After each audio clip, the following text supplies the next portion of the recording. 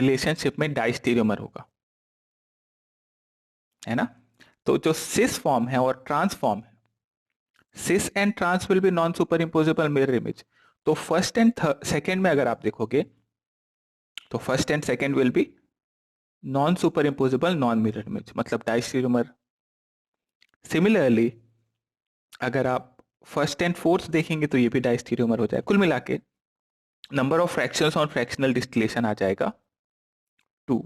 अब ये देखिए क्वेश्चन जो था, ऐसा ही एक क्वेश्चन हमारे शीट में है, उसमें आपने आंसर देखा होगा, number of fractions on fractional distillation 2 दे रखा है। तो आपसे अगर हम यहाँ पूछें कि नंबर ऑफ डाइस्टीरियोमर पेयर कितने हैं, देखिए पेयर शब्द का ध्यान रखना है, बिकॉज 1 एंड 3 एक पेयर है इनएंशियोमर का, एंड सेकेंड एंड फोर्थ एक पेयर है इनएंशियोमर का। तो फर्स्ट एंड थर्ड का रिलेशनशिप, हाँ फर्स्ट एंड फोर्थ क्या देखो ना, फर्स्ट में देखो सिस है एंड फोर्थ में देखो ट्रांस है, तो सिस एंड ट्रांस में क्या रिलेशनशिप होगा भाई, सिस एंड ट्रांस में क्या रिलेशनशिप होगा, ऑब्वियसली सिस और trans non super imposable non mirror image होते हैं, ठीक है। अब एस और आर में क्या रिलेशनशिप होगा, तो एस का उल्टा आर होता है, बट एस का उल्टा आर होता है, बट एक ग्रुप जो है यहाँ पे एक सिस है और एक ट्रांस है। तो आपने कहा कि सिस और ट्रांस को हम लोग अलग अलग डाइस्टीरियोमर लेके चल रहे हैं, तो ये ग्रुप ही अलग हो गया। तो ऐसा समझा जाए कि एस फॉर्म का मिरर इमेज आर फॉर्म था, लेकिन उसका एक ग्रुप जो था वो सिस था, इधर एक ग्रुप ट्रांस था। अब सिस और ट्रांस अगर मिरर इमेज हो जाते तो काम अलग हो जाता, बट यहाँ पे दोनों अलग अलग फॉर्म है, तो अलग अलग है, तो ये दो बिल्कुल कंप्लीटली डिफरेंट फॉर्म हो गए। तो आप चाहो तो इसको कह सकते हो that these are diastereomers, that means first and fourth diastereomer हो जाएंगे। आप ऐसे समझो कि फर्स्ट फर्स्ट सेकेंड के साथ डाइस्टीरियोमर है, फर्स्ट फोर्थ के साथ डाइस्टीरियोमर है, और देखो सेकेंड सेकेंड थर्ड के साथ डाइस्टीरियोमर है, और सेकेंड फर्स्ट के साथ डाइ, सिमिलरली फिर बाकी तो रिपीट होंगे अब। ओके, सो दो डाइस्टीरियोमर पेयर बन जाएंगे। तो टोटल फ्रैक्शन क्यों नहीं आया, कितने, अच्छा नंबर ऑफ फ्रैक्शंस जो होते हैं वो नंबर ऑफ डाइस्टीरियोमर्स पे डिपेंड करते हैं, ठीक है। यहाँ पे तो हमारे पास डाइस्टीरियोमर हैं कितने, ये भी तो देखेंगे, कितने डाइस्टीरियोमर है हमारे पास।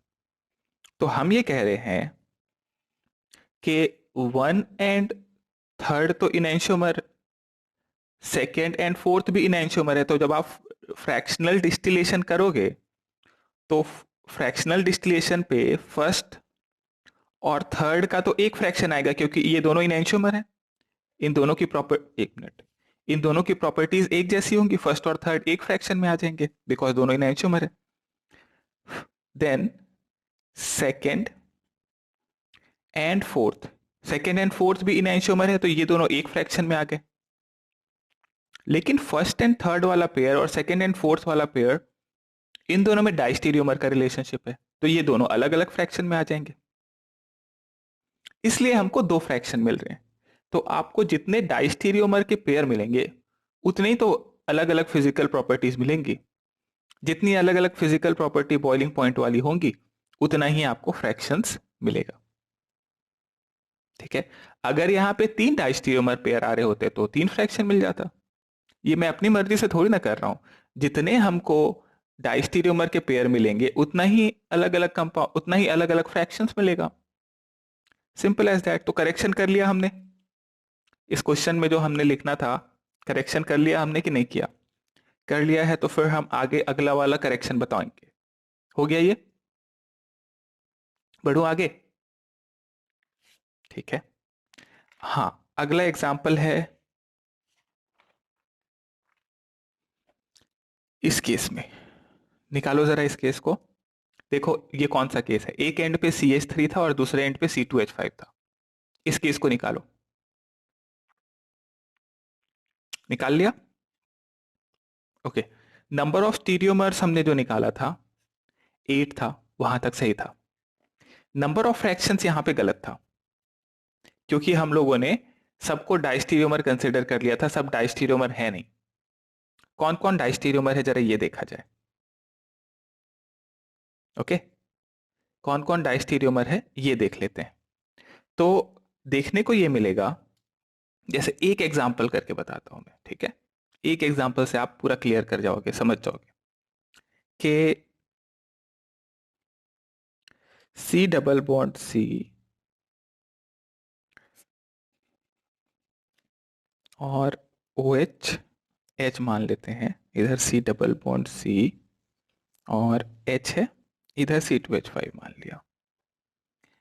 इधर मान लेते हैं, एच को इधर ले लेते हैं, इसमें भी एच को इधर ले लिया मैंने, देन CH3 NH। अब देखो ऊपर वाला कार्बन कौन सा, ये डबल बॉन्ड जो है, इस डबल बॉन्ड के अबाउट एच एच दोनों एक तरफ हो गए, डबल बॉन्ड के अबाउट एच एच एक तरफ हो गए, तो ये हो गया हमारा सिस फॉर्म। नीचे आओ, इधर भी देखो एच एच एक तरफ हो गए, तो ये भी सिस फॉर्म होगा। सिस सिस, और ये बीच वाला कार्बन का कुछ है RS, मैं नहीं जानता, मेरे को फर्क भी नहीं पड़ता, मैं जानना भी नहीं चाहता हूं। मैं ये जानना चाहता हूं कि जो अगला फॉर्म है उसको देखें। तो ये है मेरा अगला फॉर्म,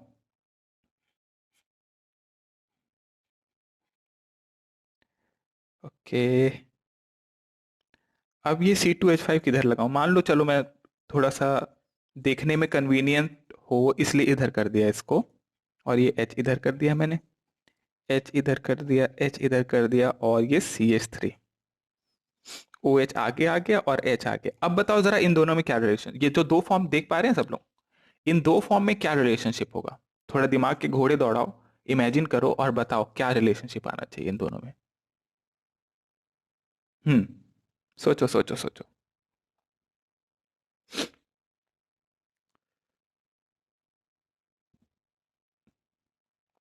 सोच लिया?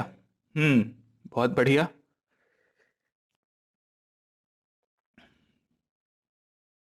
बिल्कुल बिल्कुल बिल्कुल सही जा रहे हैं हम लोग, बिल्कुल सही जा रहे हैं। हाँ, ठीक है। देखिए, तो सेकंड वाले के लिए हम देखते हैं कि ये सिस फॉर्म था, दिखा? नीचे वाले पे आओ, एच एच एक तरफ है, ये भी सिस फॉर्म है। अब ओ एच के सामने ओ एच है, एच के सामने एच है, यानी कि ये बीच से मिरर इमेज का जैसा काम कर रहा है ये सेंटर वाले कार्बन के लिए। अब ये जो सिस फॉर्म है, ये सिस मतलब जहां पे CH3 लगा था, उस डबल बॉन्ड वाला सिस वो दूसरे वाले सिस जैसा ही है, उसमें कोई अंतर ही नहीं। क्यों अंतर नहीं है भाई? इसलिए अंतर नहीं है बिकॉज सिस जो है वो, मान लीजिए कुछ इस तरीके का फॉर्म है, ये ऐसा है। अब ये डबल बॉन्ड जो है, आप ये कह रहे हो कि देखो यहां तो CH3 आगे है, तो यहां पे CH3 आगे, ये दोनों तो इंटर कन्वर्ट नहीं हो सकते।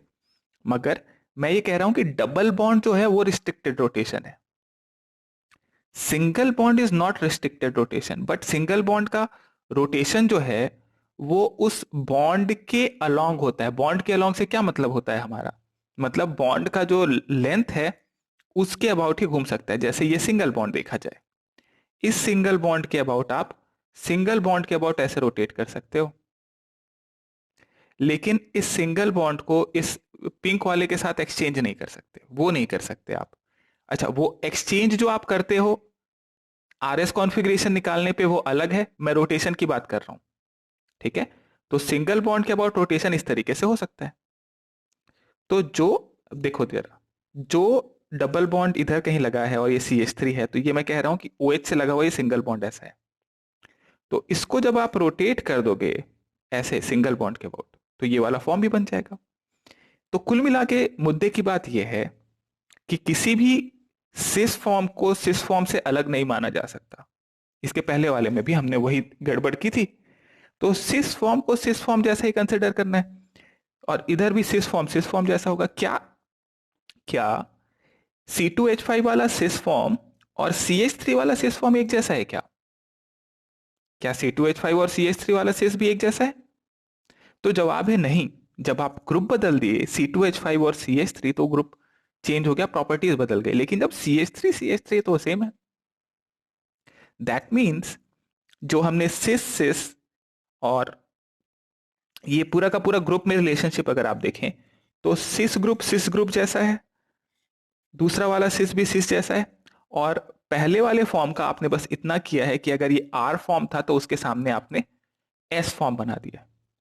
यानी कि वापस आओ जरा, यहां देखो, सिस आर सिस, सिस एस सिस, इनके बीच में रिलेशनशिप अगर मैं देखूं तो सिस सिस तो एक जैसा है, ये वाला सिस सिस भी एक जैसा है, हालांकि ये ऊपर वाला सिस और नीचे वाला सिस दोनों अलग अलग है, ठीक है होने दो।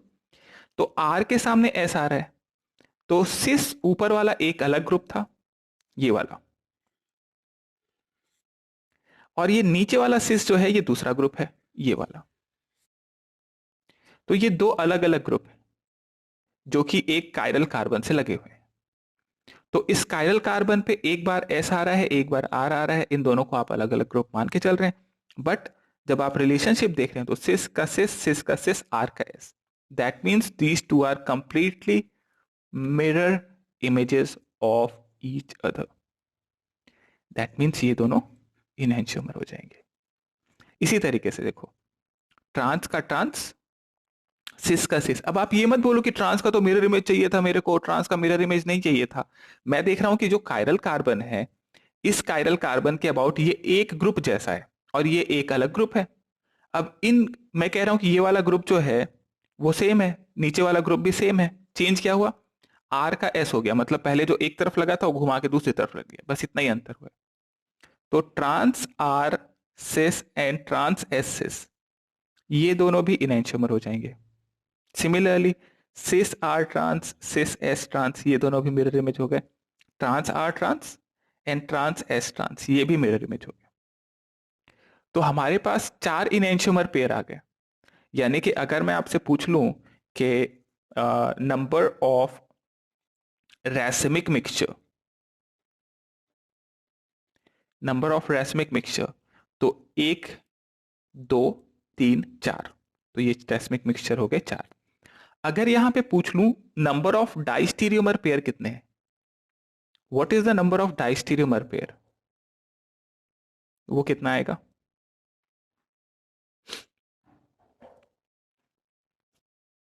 नंबर ऑफ डाइस्टीरियोमर पेयर, अच्छा गलत। देखो, जो फर्स्ट एंड सेकेंड फॉर्म है 20, ओह, फर्स्ट एंड सेकेंड फॉर्म है, ये फर्स्ट एंड सेकेंड फॉर्म जो है ये दोनों मिरर इमेज है, यानी कि ये दोनों इनएंशियोमर है। थर्ड एंड फोर्थ भी इनएंशियोमर है, फिफ्थ एंड सिक्स्थ भी इनएंशियोमर है, sixth and, sorry seventh and eighth enantiomer है। बट फर्स्ट एंड सेकेंड का एक पेयर, थर्ड एंड फोर्थ का एक पेयर, इन दोनों के बीच में क्या रिलेशनशिप है? मतलब फर्स्ट एंड सेकेंड का रिलेशनशिप करना चाहता हूं मैं थर्ड एंड फोर्थ के साथ, ऑब्वियसली दे आर डाइस्टीरियोमर, राइट? तो जब हम डाइस्टीरियोमर का पेयर जैसा कुछ बोल रहे हैं तो इसका मतलब नंबर ऑफ फ्रैक्शंस पूछ रहे हैं इनडायरेक्टली, घुमा फिरा के। तो मैं ये कह रहा हूं कि फर्स्ट एंड सेकेंड एक फ्रैक्शन में आ जाएंगे क्योंकि ये दोनों एक इनएंशियोमर है, थर्ड एंड फोर्थ एक फ्रैक्शन में, फिफ्थ एंड सिक्स्थ एक फ्रैक्शन में, सेवेंथ एंड एट्थ एक फ्रैक्शन में। और ये सारे के सारे, ये जो 4 फ्रैक्शन बनाए मैंने, ये चारों फ्रैक्शन अलग अलग होंगे। समझ में आता है यहां तक? क्यों अलग अलग आएंगे? बिकॉज ये एक पेयर जो है ये दूसरे पेयर के साथ डाइस्टीरियोमर है, राइट? तो अगर आप लिखना चाहते हो तो आप लिख सकते हो फर्स्ट और सेकेंड, फर्स्ट और सेकेंड एंड थर्ड और फोर्थ एंड फिफ्थ और सिक्स्थ एंड सेवेंथ और एट्थ आर डाइस्टीरियोमर्स। तो टोटल डाइस्टीरियोमर के पेयर कितने आ गए भाई? फर्स्ट एंड सेकंड का एक पेयर, थर्ड एंड फोर्थ का एक पेयर, इस तरीके से बोल रहा हूं मैं। तो रैसमिक मिक्सचर तो 4 आ गया, तो नंबर ऑफ फ्रैक्शंस और फ्रैक्शनल डिस्टिलेशन कितना आ जाएगा भाई? That is also 4। क्या आप ये कह सकते हो कि नंबर ऑफ रैसमिक मिक्सचर जितना आता है, हम्म, अरे ऐसे नहीं देखते भाई सचिन, वैसे काउंट करने जाएंगे तो फिर काउंट ही करते रह जाएंगे पूरे एग्जाम पर, ऐसे नहीं करते हैं। हम लोग कहते हैं कि आपने जो पेयर बनाए हैं उनका, जो इनेंशियोमर के पेयर हैं, उन पेयर्स का दूसरे पेयर्स के साथ क्या रिलेशनशिप है, ऐसे देखो। तो नहीं तो फिर तो ये तो डाइस्टीरियोमर तो फिर अगर सबका एक एक रिलेशनशिप अगर देखेंगे, फर्स्ट का सेकंड के साथ है, फर्स्ट थर्ड के साथ है, फर्स्ट फोर्थ के साथ है, फर्स्ट फिफ्थ के साथ है, इस तरीके से काउंट करना तो फिर एक उसका कोई यूज नहीं है। मतलब ऐसे काउंट करके करूंगा क्या? तो इस वजह से वो वाला कोई यूज का नहीं है, वैसे नहीं करते हम लोग। सिंपल करने का कोशिश करते हैं, जितना सिंपल कर सके, कॉम्प्लिकेट नहीं करने का है। जितना आसान कर सकते हैं उतना आसान करने का। वैसे ही अपने आप में ही कॉम्प्लिकेटेड इमेजिन नहीं होता कई लोगों को, और कितना कॉम्प्लिकेट करना है। हम्म, तो वो जरूरत नहीं है। अच्छा, नंबर ऑफ फ्रैक्शंस 4 आएगा, समझ में आया कि नहीं आया? नंबर ऑफ फ्रैक्शंस 4 कैसे आएगा, समझ में आया कि नहीं आया? जल्दी बताओ मेरे को। 1 एंड 2 इन एंशियोमर कैसे हुए, समझ आया कि नहीं? 1 एंड 2 इन एंशियोमर कैसे हुए, 3 एंड 4 इन एंशियोमर कैसे हुए, 5th एंड 6th इन एंशियोमर कैसे हुए? ये मेरे को बताओ, समझ में आया कि नहीं आया? अगर नहीं आया तो मैं अभी एक्सप्लेन कर दूंगा जल्दी से। बोलो, आ गया सबको? ओके, ठीक है। तो इस जैसे क्वेश्चन आएंगे तो, हाँ, ओके। अगर फ्रैक्शन समझ नहीं आया, देखो फ्रैक्शन कैसे समझना है आपको। आपको फ्रैक्शन ऐसे समझने हैं कि कितने डाइस्टेरियोमर के पेयर। अब मैं डाइस्टेरियोमर का पेयर बोलता हूं तो आप ऐसा समझो कि कैसे कितने इनएंशियोमर के पेयर आएंगे। मतलब आप ऐसे समझो कि कितने ऐसे मेरे पास ग्रुप्स आएंगे जिनकी फिजिकल प्रॉपर्टीज अलग अलग हैं। मतलब बॉइलिंग पॉइंट जिनका अलग अलग है, जिनको आप अलग अलग निकाल सकते हो, तो वही निकलेंगे जो डाइस्टेरियोमर्स हैं। भाई नंबर ऑफ फ्रैक्शंस अलग अलग उतने ही आएंगे जितने अलग अलग हमारे पास डाइस्टेरियोमर पेयर आ रहे हैं। ये चीज पहले आप समझो, रट लो, या फिर कि जितने भी मेरे पास डिफरेंट बॉइलिंग पॉइंट वाले कंपाउंड होंगे वो अलग अलग फ्रैक्शन में आएंगे। तो मैं ये कह रहा हूं कि फर्स्ट एंड सेकंड की प्रॉपर्टी एक जैसी है, बिकॉज ये दोनों इनएंशियोमर हैं। तो ये दोनों एक फ्रैक्शन में आ जाएंगे। थर्ड एंड फोर्थ भी इनएंशियोमर है, तो थर्ड एंड फोर्थ एक फ्रैक्शन में आ जाएंगे। फिफ्थ एंड सिक्स्थ भी इनएंशियोमर है, तो इनएंशियोमर एक पेयर एक एक फ्रैक्शन में आ जाएंगे। सेवेंथ एंड एट्थ में भी एक जैसी प्रॉपर्टी होगी, तो ये भी एक फ्रैक्शन में आ जाएंगे। ठीक है। अब फर्स्ट एंड सेकंड का जो ग्रुप है, इसकी प्रॉपर्टी थर्ड एंड फोर्थ से अलग होगी, क्योंकि ये पेयर जो है ये डाइस्टेरियोमर है। तो इसलिए हम लोगों को इस तरीके से फर्स्ट एंड सेकंड का एक फ्रैक्शन, थर्ड एंड फोर्थ का एक फ्रैक्शन, फिफ्थ एंड सिक्स्थ का एक फ्रैक्शन, सेवेंथ एंड एट्थ का एक फ्रैक्शन, इस तरीके से 4 फ्रैक्शन मिल जाएंगे फ्रैक्शनल डिस्टिलेशन करने पे। ठीक है। देखो 4 डाइस्टेरियोमर के पेयर आए थे, इसलिए हमारे पास number of fractions on fractional distillation भी 4 हो जाएगा। ओके, ठीक है। अब मान लो यहां पे हम C2H5 की जगह CH3 कर दें, यानी कि दोनों तरफ हम एक जैसा कर दें। अगर इधर भी CH3 इधर भी CH3, तो कितना फ्रैक्शन मिलेगा और तब कितने इनएंशियोमर आएंगे? तो आते हैं हम नेक्स्ट एग्जांपल पे। यहां आ गए हम लोग। अब इसमें हमने किया ये है, किसी का स्पीकर ऑन है यार? किसी का स्पीकर ऑन है, चेक करो जरा, और बंद कर दो उसको। हम्म। तो अब इस केस में कैसे करेंगे अपन? तो हम एक तो अपन कर सकते हैं, हाँ क्या हुआ, बोलो। मैसेज टाइप करो ना। अब ये हैंड रेस का समझ नहीं आता, क्या डाउट है? आप सीधा सीधा लिखो कि आपको क्या प्रॉब्लम आ रहा है। आप जब हैंड रेस करते हो तो फिर मेरे को क्लियर नहीं होता कि क्या पूछना चाह रहे हो। तो आप सीधा सीधा लिख दो कि आपको क्या दिक्कत आ रही है, क्या क्या पूछना है। ओके, तो इस एग्जाम्पल में हमें बताना है कि नंबर ऑफ ऑप्टिकल आइसोमर्स कितने थे। ओके, तो नंबर ऑफ ऑप्टिकल आइसोमर करने के लिए मैंने लिख दिया सारे के सारे फॉर्म्स। अब मेरे को देखना है कौन कौन से कॉमन है, कौन कौन से कॉमन। तो मैं ये बता रहा था आपको लास्ट क्लास में, देखिए इस फॉर्म को। तो पहला वाला ऊपर वाला देख पा रहे हैं, ये था हमारे पास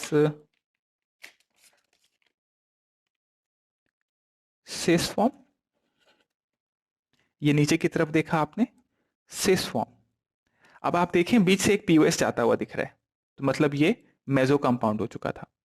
इसी तरीके से आपने जब कहा कि मैं आर फॉर्म लूंगा, तो ये मान लो आर है, तो उसका मिरर इमेज एस फॉर्म होना चाहिए था। तो इस एस फॉर्म में भी सिस और सिस और बीच से पीओएस, राइट। तो ये आर और एस वाले फॉर्म अलग अलग नहीं हो सकते, यानी कि ये वन जो फर्स्ट और सेकंड बनाया है मैंने, ये आइडेंटिकल है, ये दोनों को अलग अलग नहीं मानने का है, पहली बात। तो भाई ये सिस सिस के साथ ऐसा हो गया, गलत। तो क्या ट्रांस ट्रांस के साथ भी ऐसा ही होगा? क्या मैं उसमें भी यही कहूंगा कि ट्रांस के सामने ट्रांस आ गया है और दोनों ऊपर वाले नीचे वाले हिस्से एक जैसे हैं, तो बीच से पीओएस आ जाएगा। तो बीच में आर होगा या एस होगा, इससे फर्क ही नहीं पड़ता, क्योंकि वो दोनों जगह तो पीओएस आ जाएगा, और इस वजह से ये दोनों भी आइडेंटिकल हो जाने चाहिए, राइट।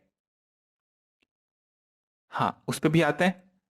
सेकेंड पे सिस ट्रांस है भाई, फर्स्ट एंड सेकेंड में देखो ना, cis R cis, cis S cis, trans, और इधर देखो trans R trans, trans S trans, तो ये दोनों आइडेंटिकल हो गए, और मैं कह सकता हूं कि ये मेसो है, और ये दोनों भी इधर से मेसो हो चुके होंगे। ओके, अब ट्रांस आर सिस,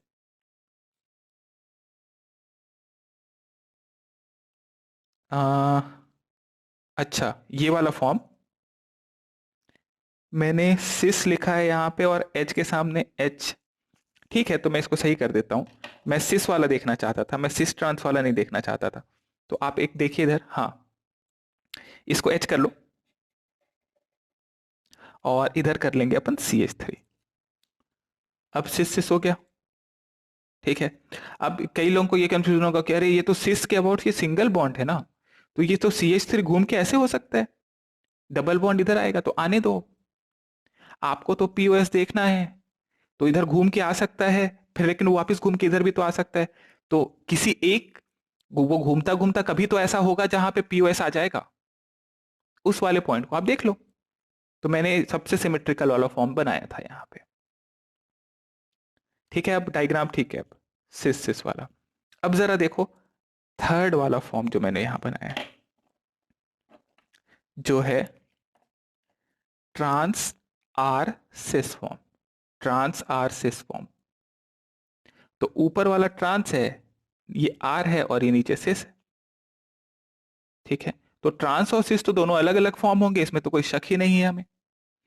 लेकिन अगर इस कंपाउंड को आप within the plane 180 degree घुमा दो, within the plane 180 degree अगर आप घुमा दोगे, तो ये सिस जो नीचे है वो ऊपर आ जाएगा, और ट्रांस जो ऊपर है वो नीचे आ जाएगा, और आर तो आर ही रहेगा।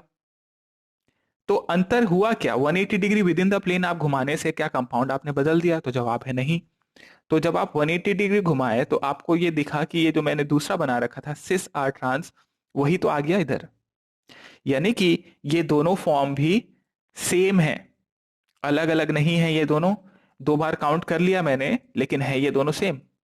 इसी तरीके से देखें, अच्छा ट्रांस आर सिस और ट्रांस एस सिस में आर और एस का अंतर है, मतलब ये दोनों मिरर इमेज है, क्योंकि ट्रांस तो ट्रांस के जैसा है, सिस सिस के जैसा है, लेकिन आर के सामने एस है। लेकिन अगर ट्रांस एस सिस को 180 डिग्री घुमाऊं तो क्या बन रहा है?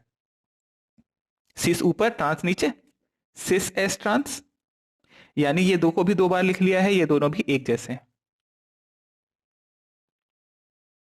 Okay, so total number of optical isomer अगर आपसे यहां पूछ लिया जाए, तो सिस आर ये एक फॉर्म हो गया, ये दो को मिला के, ठीक है। इधर इन दो को मिला के एक फॉर्म हो गया, जरा देखो, ट्रांस एस सिस और सिस एस ट्रांस, ये दोनों एक ही स्ट्रक्चर है, घुमा के लिख दिया है सिर्फ आपने, ये एक कंसिडर होगा। Then trans R R trans and trans S trans, ये दोनों भी आइडेंटिकल है। तो ऐसे आप जब काउंट करोगे, तो ऑप्टिकल आइसोमर आ गया यहाँ पे, इधर लिख देता हूं, ऑप्टिकल आइसोमर आ गया 4, ठीक है। अच्छा, इन चार ऑप्टिकल आइसोमर फॉर्म में कितने ऑप्टिकली एक्टिव होंगे? कितने ऑप्टिकली एक्टिव होंगे? ये तो दिख रहा है मेसो, मेसो, ये दोनों तो हट गए, तो चार में से दो तो ऐसे ही हट गए। ट्रांस आरसिस और ट्रांस एसिस, ये दोनों एक दूसरे के मिरर इमेज है ना, क्योंकि ट्रांस ग्रुप के जैसा है, सिस ग्रुप के जैसा, और R के सामने S, मतलब ये दोनों मिरर इमेज होंगे। तो आप ये कह सकते हो ऑप्टिकली एक्टिव ये हो जाएंगे दो। और उन दोनों के बीच में रिलेशनशिप क्या है? तो इनैंशियोमर पेयर आ जाएगा 2। अगर मैं कहूं fractions on fractional distillation, fractions on fractional distillation, अगर ये क्वेश्चन, अगर फ्रैक्शंस आपने निकाल लिया तो मैं मान के चलूंगा कि आपको समझ में आ गया ये problem. Fractions on fractional distillation कितना आएगा बताओ जरा। What is the fractions on fractional dist, अच्छा 4 आ रहा है क्या? ओके।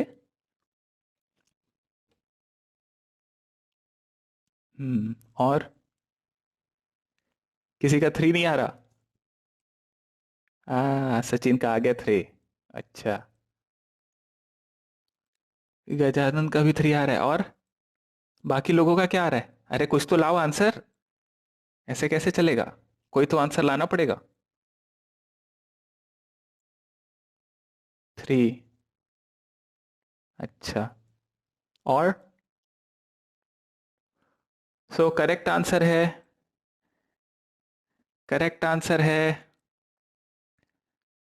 4। Correct answer is 4। भाई कैसे आया 4? तो मुझे, अरे 4 नहीं आएगा, 3 आएगा। 4 आएगा कि 3 आएगा? 4 और 3 दो ऑप्शन है। चलो बताओ 4 और 3 में से क्या आना चाहिए?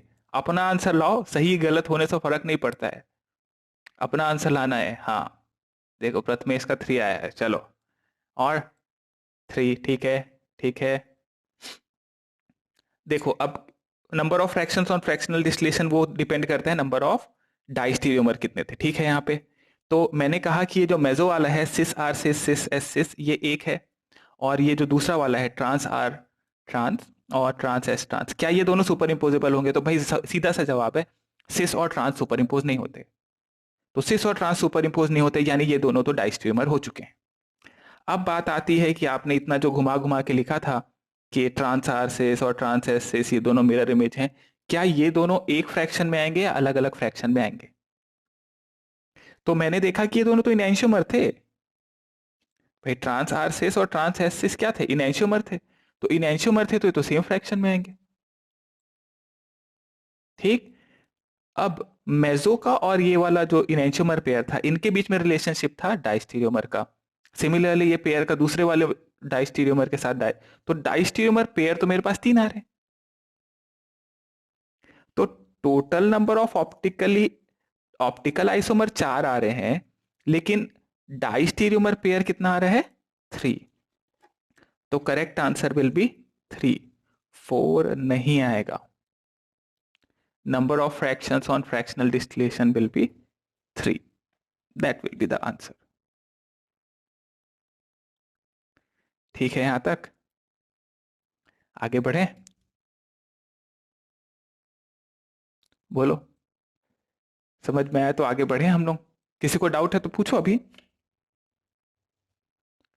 किसी को डाउट है तो बताओ। बोलो भाई। नहीं है किसी को डाउट? नहीं है डाउट तो अच्छी बात है, आगे बढ़ते हैं।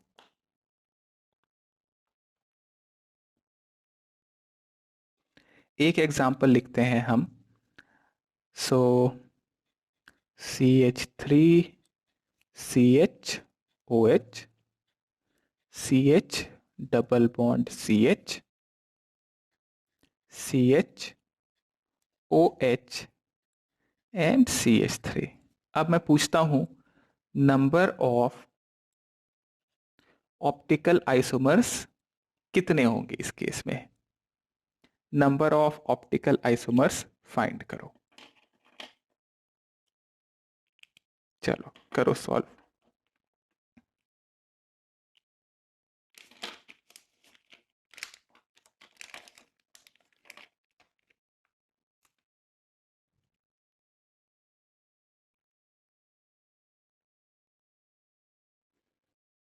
नंबर ऑफ ऑप्टिकल आइसोमर चाहिए। देखो ऐसे ही क्वेश्चन पूछते हैं वो, एग्जाम में जो क्वेश्चन आते हैं वो इसी तरीके आके आते हैं कि आप इमेजिन कर पाते हो कि नहीं कर पाते हो, बस इतना ही उनको चेक करना होता है और कुछ नहीं।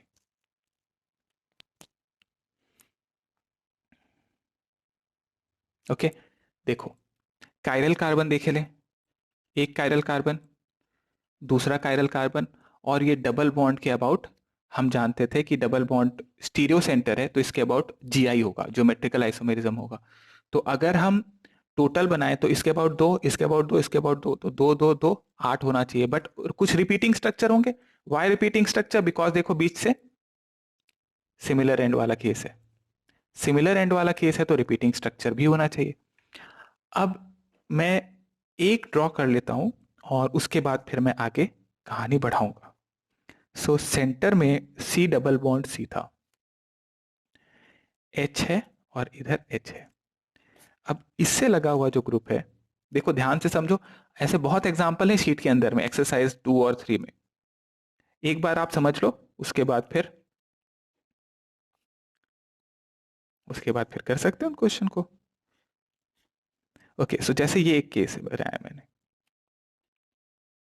ओके, अब इस केस में मैं देखना चाह रहा था कि क्या रिलेशनशिप है इनके बीच में। तो मेरे को दिख रहा है कि ओ OH के सामने ओ OH है, H के सामने H है, और CH3 के सामने CH3 है। इसका मतलब यहां से बीच से एक POS आ जाएगा। ठीक है, POS आ गया। अब इसके अलावा अगर हम देखें तो OH का है 1, इधर डबल बॉन्ड के साइड 2, और ये हो जाएगा 3। तो 1 से 2 से 3 की तरफ clockwise arrow, and H is on the horizontal line, ये हॉरिजॉन्टल मान के चल रहा हूं मैं, तो H is on the horizontal line clockwise है, इसका मतलब ये S फॉर्म है। इधर भी देख लीजिए 1 2 and 3, this is anti clockwise, and H is on the, तो ये हॉरिजॉन्टल कैसे मान रहा हूं कि ये ऐसा लगा हुआ ग्रुप है, सीधा लगा हुआ है, ये जो थोड़ा सा टिल्ट करके लगा है इसको सीधा मानो, तो 1 2 3, this is anti clockwise, and H is on the horizontal line, तो ये हो गया R फॉर्म। तो मैं क्यों बता रहा हूं ये RS? क्योंकि मैं बता रहा हूं कि R के सामने अगर S आएगा तो R अगर क्लॉकवाइज घुमा रहा है तो S फॉर्म उसको एंटी क्लॉकवाइज घुमाएगा, और इन दोनों को मिला के हो जाएगा ये, भाई अगर S क्लॉकवाइज घुमा रहा है तो R एंटी क्लॉकवाइज, तो इंटरनल कंपनसेशन हो जाएगा ऑप्टिकल रोटेशन का। तो नेट ऑप्टिकल रोटेशन या स्पेसिफिक रोटेशन इस केस में 0 डिग्री हो जाएगा। अब सवाल ये उठता है कि ये तो मैंने सिस फॉर्म बनाया, हाँ जी, तो ये जो सिस फॉर्म बनाया इसके साथ तो आपने कर दिया ये काम। क्या ट्रांसफॉर्म अगर होता और एक तरफ आर लगा होता एक तरफ एस लगा होता, तब भी ये कहानी रिपीट होती? तब भी क्या मेसो कंपाउंड होता? बिल्कुल ये हो रहा होता, बिल्कुल यही हो रहा होता। अब जब ये एक बार हम लोग समझ चुके हैं तो अब हम लोग बनाते हैं स्ट्रक्चर्स। तो मान लीजिए पहला ऊपर वाला आर है, R cis R, okay, R trans R, then R cis S, R trans S,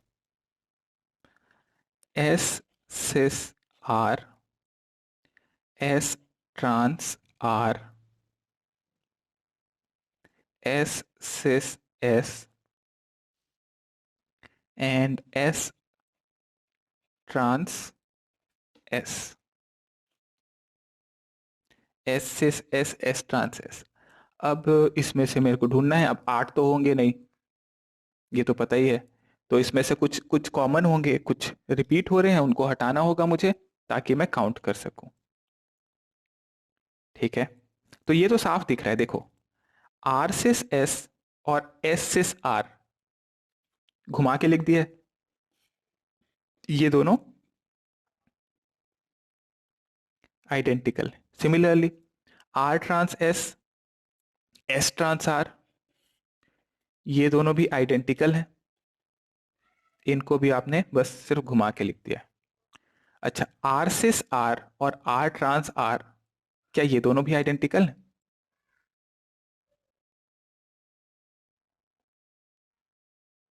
क्या ये दोनों भी आइडेंटिकल फॉर्म होंगे? आर सिस आर और आर ट्रांस आर। तो आइडेंटिकल कैसे पता चलेगा? एक ग्रुप है, ये दूसरा ग्रुप है, ऐसे रख दिया इसको आमने सामने तो सुपर इंपोज हो गए, क्या ऐसा होगा?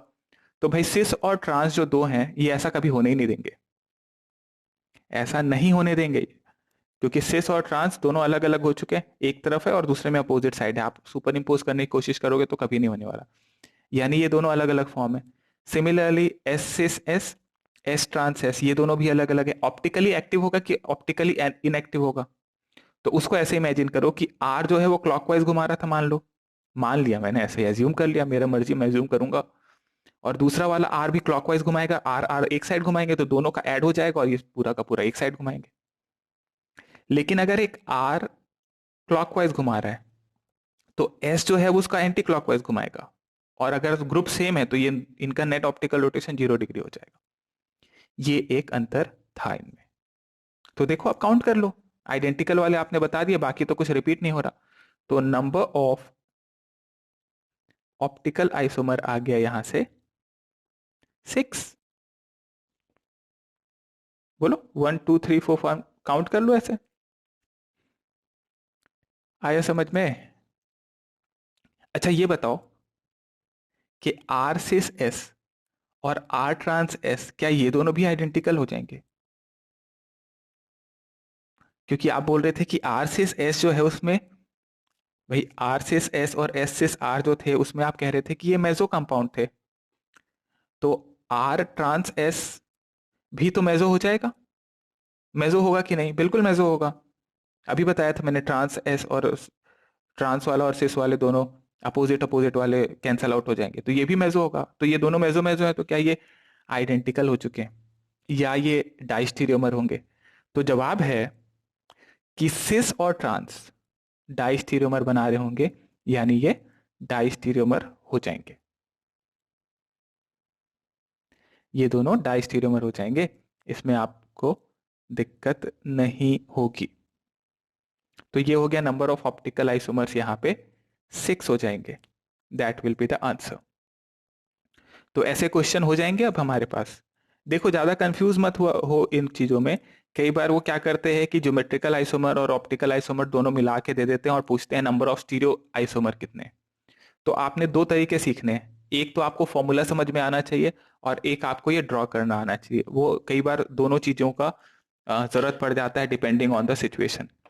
जैसे मान लो, अब एक एग्जांपल आपको ये दे दे,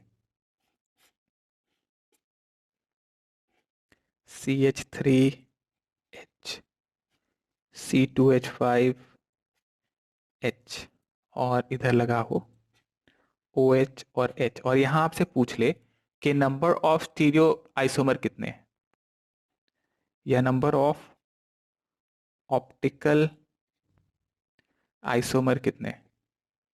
first and last one will be enantiomer, okay. R cis R cis R, S trans R, अच्छा चलो मान लो आर के सामने तो एस हो गया, आर के सामने एस हो गया, क्या सिस और ट्रांस भी होंगे मिरर इमेज? इसका जवाब आपने बता दिया अगर, तो मैं बता दूंगा इसको, सिस और ट्रांस भी क्या मिरर इमेज होंगे? क्या सिस और ट्रांस मिरर इमेज होंगे? नहीं होंगे मिरर इमेज। अच्छा सेकेंड लास्ट, सेकेंड लास्ट, अच्छा फर्स्ट एंड सेकेंड लास्ट देखूं? ठीक है, फर्स्ट एंड सेकेंड लास्ट देख लेते हैं। तो R, first and second last देखो भाई सब लोग। First one R cis R, second last S cis S, तो आर के सामने एस मिरर इमेज, सिस के सामने सिस, ठीक, आर के सामने एस, क्या ये दोनों इनएंशियोमर हो सकते हैं? क्या ये दोनों इनएंशियोमर हो सकते हैं? क्या ये मिरर इमेज है?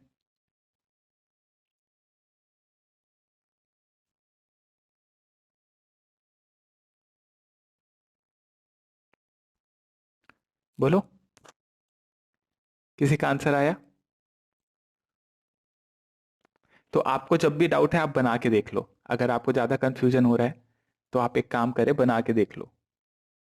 आप आर आर सिस आर और एस सिस एस को बना के देख लो, आप बना लोगे तो आपको दिख जाएगा। ठीक है, बना के देख लो। वैसे हाँ, होगा, इनएंशियोमर होना चाहिए।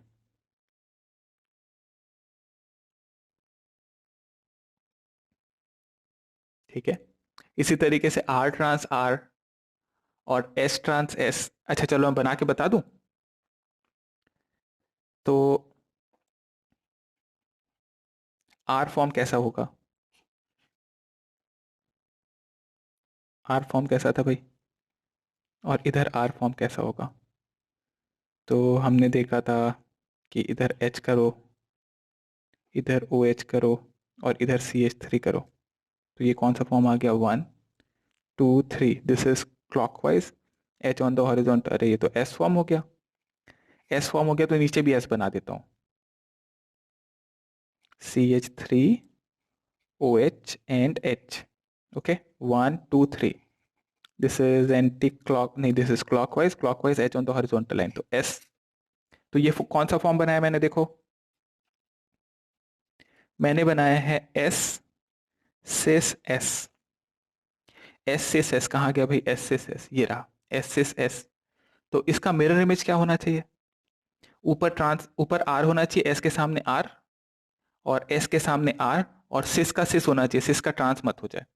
तो मैं सिस का सिस ही रहने देता हूं। मैं चाहता हूं कि मैं इनएंशियोमर देखूं, तो मैंने कहा कि ओ एच के सामने ओ एच रखना आप, सी एच थ्री के सामने सी एच थ्री रखना, और एच के सामने एच रखना, और इधर नीचे सी एच थ्री के सामने सी एच थ्री रखना, एच के सामने एच रखना, और ओ एच के सामने ओ एच रखना। अब जरा इसमें कॉन्फ़िगरेशन निकाल के देखो।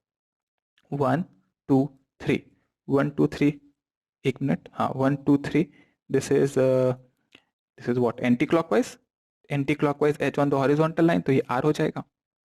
इधर देखो, 1 2 and 3, 1 2 3, this is again anti clockwise, anti clockwise मतलब H on the horizontal line, तो R, R says R, S says S.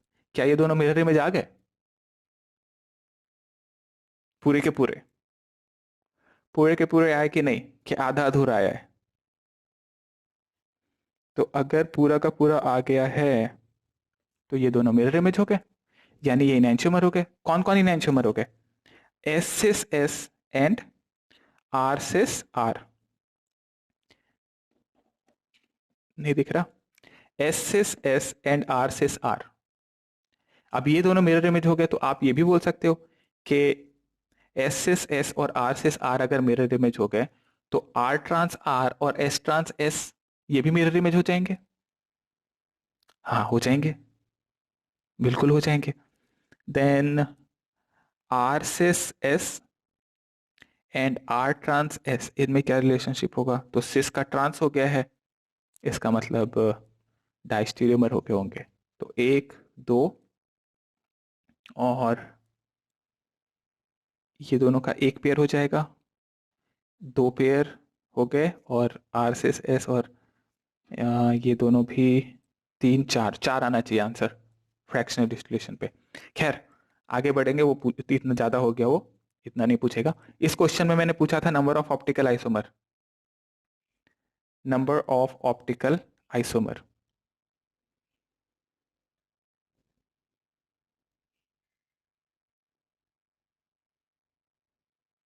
कितना आएगा? देखो, चारों ग्रुप्स अलग, तीनों, ये एक कायरल कार्बन है, ये एक कायरल कार्बन है, ये एक कायरल कार्बन है, तीनों कायरल कार्बन अलग अलग हैं। हाँ बिल्कुल अलग हैं। तो मैं सीधा सीधा यूज करूंगा 2 to the power n, that is 2 to the power 3 8। अब मैं यहाँ पे कैलकुलेट नहीं करते रहूंगा ड्रॉ कर करके कि अच्छा रिपीट तो नहीं हो रहा। भाई मेरे को दिख रहा है तीनों ग्रुप अलग अलग हैं, तो मैं क्यों करूँ अलग से कैलकुलेट?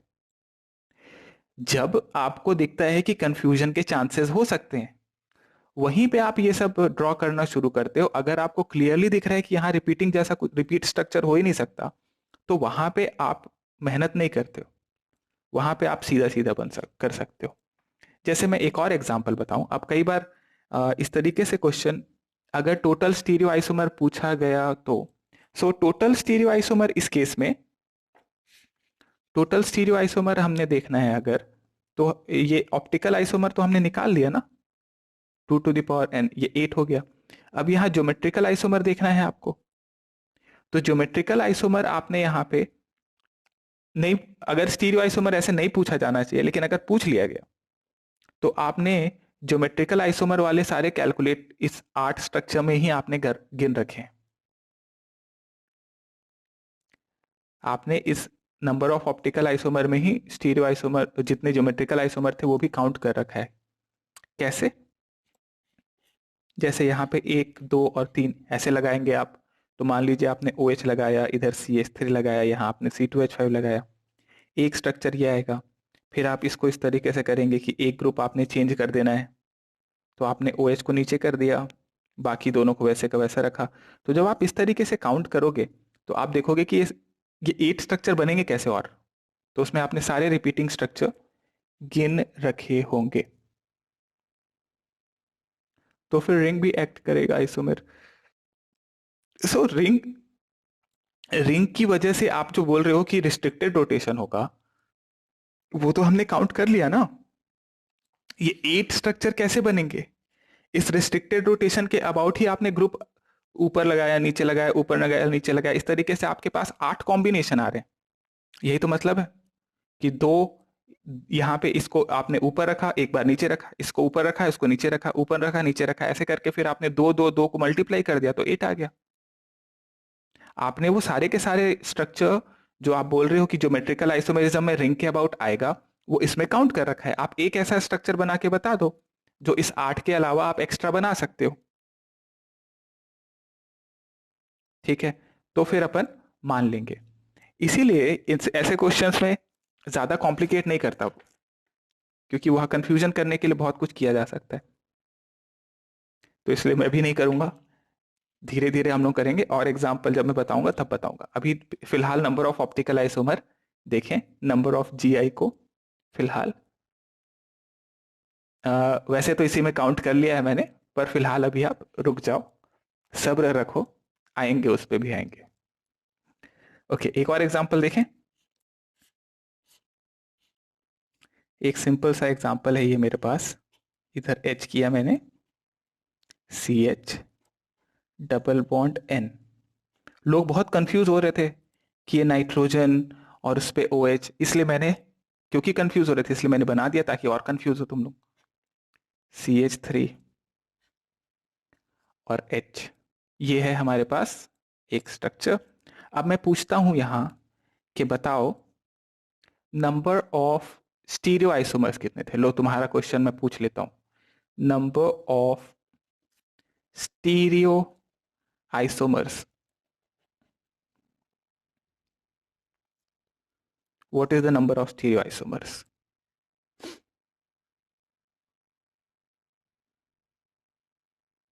हम्म, सो यहाँ पे इस कार्बन को कायरल, ये कार्बन भी कायरल है, और इस डबल बॉन्ड के अबाउट ज्योमेट्रिकल आइसोमेरिज्म होगा। रिपीटिंग स्ट्रक्चर कोई भी नहीं है, तो दो इधर इसके अबाउट हो जाएगा, दो आइसोमर इसके अबाउट, और इस डबल बॉन्ड के अबाउट भी ज्योमेट्रिकल आइसोमेरिज्म होगा दो। तो इस तरीके से आप मल्टीप्लाई कर देंगे तो ये 8 हो जाएगा। तो क्या इस नंबर ऑफ स्टीरियो आइसोमर में मैंने अलग से ज्योमेट्रिकल आइसोमेरिज्म देखा इस डबल बॉन्ड के अबाउट, सॉरी इस रिंग के अबाउट? क्या इस रिंग के अबाउट मेरे को अलग से देखने की जरूरत है कि क्या, हाँ ये देखो रिस्ट्रिक्टेड रोटेशन है, तो इसमें ऊपर और नीचे की तरफ, तो फिर इसमें मेरे को क्या दो और लेने की, टू और मल्टीप्लाई करने की जरूरत है, क्योंकि इसके अबाउट तो GI भी हो सकता था। तो जवाब है नहीं, मैंने पहले ही काउंट कर लिया, ये 2 into 2, ये जो दो इसके अबाउट स्काइरल पे और दो स्काइरल के अबाउट आ रहे हैं, उसमें आपने काउंट कर लिया है, तो उसको आप अलग से नहीं कर रहे थे। हाँ, डबल बॉन्ड वाला नहीं काउंट कर पा रहे थे, तो इसलिए इसके अबाउट दो ले लिया मैंने। Number of stereo isomer calculate करने में आपने नंबर ऑफ GI भी कैलकुलेट कर लिया है जब आप रिंग के अबाउट देख रहे हैं। समझ में आया क्या कह रहा हूं मैं? जैसे एक क्वेश्चन था शीट में, एक इधर Cl लगा दिया था, एक Br लगा दिया था, एक कहता है कि CH3 कर देंगे, एक C2H5 कर देंगे, एक जगह कर देंगे फ्लोरीन ले लो, और फिर दूसरी जगह पर बोल देता है CH double bond CH CH3। अब यहां पूछे नंबर ऑफ स्टीरियो आइसोमर्स कितने होंगे, calculate the number of stereo isomers, calculate the number of stereo isomers. तो कायरल कार्बन काउंट करें हम, देखो एक कायरल कार्बन, ये दूसरा कायरल कार्बन, ये तीसरा, ये चौथा, पांचवा और ये 6। तो 6 कायरल कार्बन हो गए। और यहाँ डबल बॉन्ड के अबाउट ज्योमेट्रिकल। अब यहाँ स्टार लगा दिया तो आप लोग कंफ्यूज मत हो जाना, जैसे बहुत लोग हो रहे थे कि अरे स्टार लगा दिया, क्या ये भी कायरल कार्बन है? नहीं, कायरल कार्बन नहीं है। डबल बॉन्ड कैसे कायरल कार्बन हो सकता है? ये स्टीरियो सेंटर है। स्टीरियो सेंटर है मतलब इसके अबाउट स्टीरियो आइसोमेरिज्म हो रहा है। लेकिन कौन सा हो रहा है यहाँ पे? यहाँ पे ज्योमेट्रिकल आइसोमेरिज्म हो रहा है। तो अगर मैं नंबर ऑफ स्टीरियो आइसोमर निकालना चाहता हूं तो number of optical isomers into number of geometrical isomers करना होगा मुझे। ऑप्टिकल आइसोमर्स के लिए मेरे को कायरल कार्बन देखना था, तो मैंने देखा 6 कायरल कार्बन है, तो 2 टू द पावर n के हिसाब से हो गया 2 टू द पावर 6। इस डबल बॉन्ड के अबाउट ज्योमेट्रिकल आइसोमेरिज्म होगा, वो कितना हो जाएगा? तो 2 दो हो सकते हैं, मल्टीप्लाई कर दो, तो 2 to the power 7, that will be the answer. अब ये सॉल्व कर लेना, कितना आता है? 128 आता है क्या ये? तो 128 आता है, तो 128 that will be the answer.